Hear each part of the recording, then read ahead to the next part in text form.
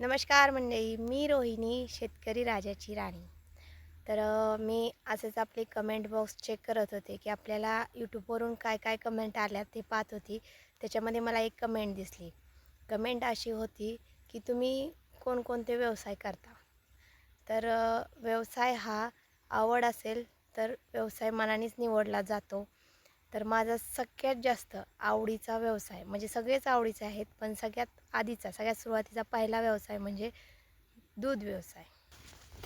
सगळ्यांना माहितीच आहे, की आपण एका गायीपासून आपला गोठा पूर्ण भरलेला आहे. पूर्ण गोठ्यामध्ये आपण 20 गायी तयार केलेल्या आहेत. त्याच्यामुळे हा माझा सगळ्यात जास्त आवडीचा व्यवसाय आहे. या व्यवसायानंतर 2 नंबरचा व्यवसाय आहे ते म्हणजे आपले गावरान शेळीपालन व्यवसाय.